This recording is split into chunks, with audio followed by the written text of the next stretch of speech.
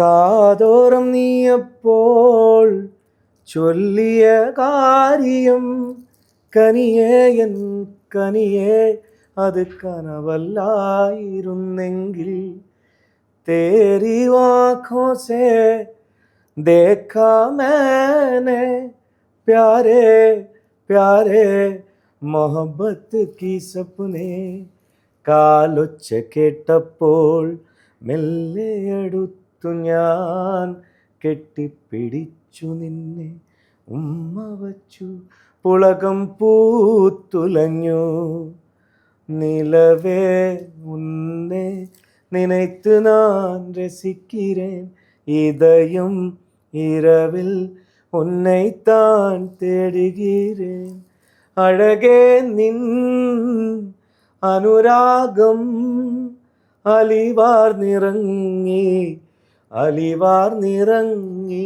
ആ മധുര തേനുണ്ണാൻ മോഹങ്ങളേറി മലരെ നിന്നെ കിനാവു കണ്ടുറങ്ങി ഞാൻ മനതാരിൽ ആ നേരം സ്വന്തമെന്ന് തോന്നി നീ സ്വന്തമെന്ന് തോന്നി. അടിപൊളിയായിട്ടുണ്ടായിരുന്നു.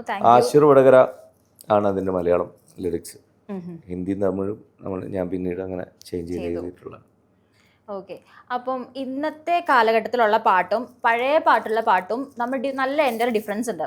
അപ്പോൾ ഷാഫിക്കൊക്കെ പേഴ്സണലി ഏത് ടൈപ്പ് ഓഫ് സോങ്സ്, ഇപ്പോഴത്തെ സോങ്സ് ആണെങ്കിലും ഈ റാമ്പ് അല്ലെങ്കിൽ ബീറ്റ് സോങ്സ് ഒക്കെ ആയിരിക്കുമല്ലോ മെയിൻലി ഈ ടീനേജേഴ്സിനൊക്കെ പ്രിഫർ ചെയ്യുന്നത്, അവർ കൂടുതലും എൻജോയ് ചെയ്ത് ഇരിക്കുന്നത്. അപ്പോൾ ഷാഫിക്കയുടെ പേഴ്സണൽ ഒപ്പീനിയൻ ഏത് ടൈപ്പ് മ്യൂസിക് ആയിരിക്കും പേഴ്സണൽ ഫേവറേറ്റ് എന്ന് പറയുന്നത്? ഏത് ടൈപ്പ് ഓഫ് സോങ്സ് ആയിരിക്കും? എൻ്റെ പേഴ്സണൽ ഫേവറേറ്റ് എപ്പോഴും ഗസൽസ് ആണ്.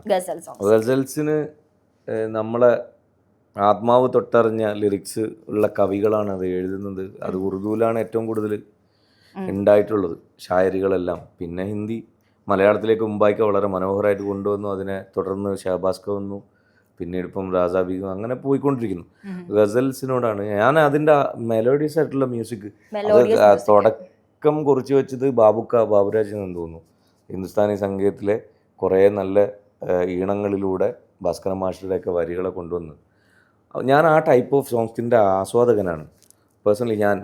അതുകൊണ്ട് പുതിയ കാലത്തിൻ്റെ പാട്ട് ഇഷ്ടമല്ല എന്നൊന്നും ഞാൻ ഒരിക്കലും പറയില്ല. കാരണം റഹ്മാൻ സാർ എൻ്റെ ഒരു റോൾ മോഡലാണ്. അദ്ദേഹം ഈ പറഞ്ഞ പോലെ ദിലീഹ ഫാത്തിമയൊക്കെ നമ്മൾ ഒന്ന് ക്രിയേറ്റ് ചെയ്യുക, അങ്ങനത്തെ ഒരു പിന്നെ വെറൈറ്റി മ്യൂസിക് കേരളത്തിൽ ആദ്യമായിട്ടായിരിക്കും, അന്ന് മലയാളത്തിൽ ആദ്യമായിട്ടാണ്.